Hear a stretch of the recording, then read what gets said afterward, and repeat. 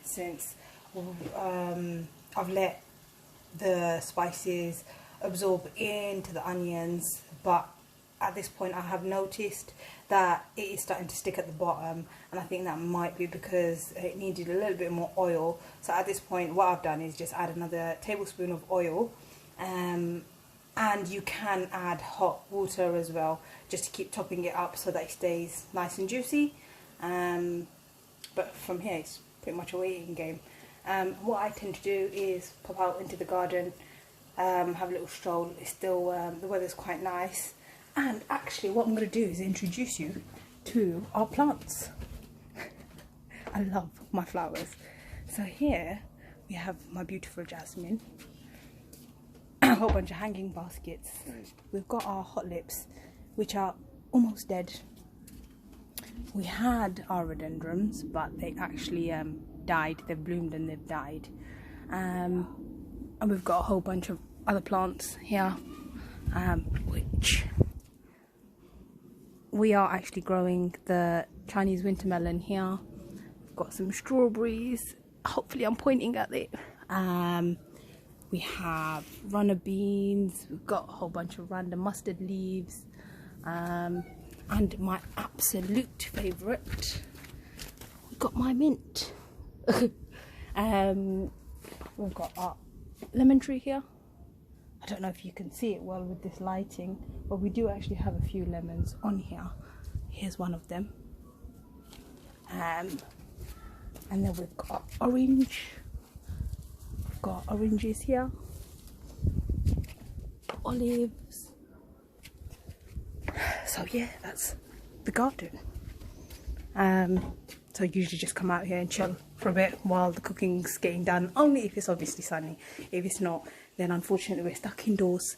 But yeah, what I'm going to do now is quickly check on this and see how it's getting on.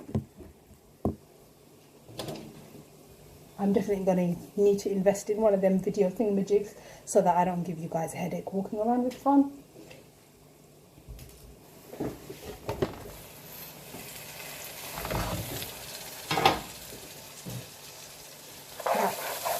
I can see that's pretty much nicely done. So what I'm going to do is add in the meat now. I've washed my meat. I know some people don't. I was brought up to wash everything, literally everything. So yeah, it's been diced, washed and drained, and now I'm going to put it in.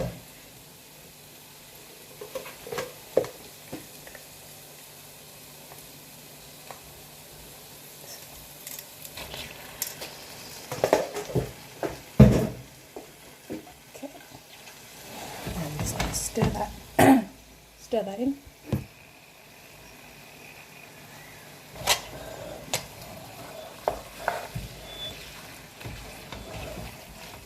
Easiest way to kind of fold it in, especially when there's a lot of stuff in the pan, is always go from the outside inwards, and then just do a little circle in the middle.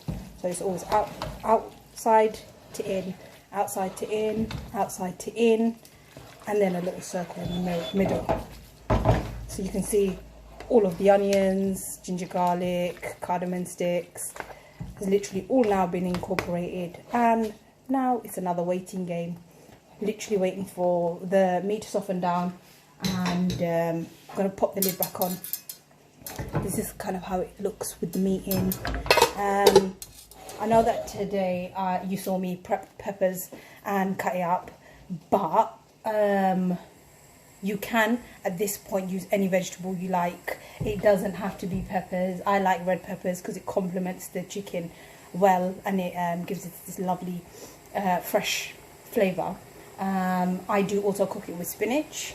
I tend to buy the packet ones from Tesco, Asda, what have you, the baby leaf spinach, just 2 packets of them, wash, rinse, and then just chuck in. You don't even have to cut them. Potato, you can chop up a potato, cut them into squares and put them in. What other things would I really put in this? Yeah, well, you let me know if there's any specific vegetable you'd like to put in, and then I'll let you know if it goes well with the chicken or not.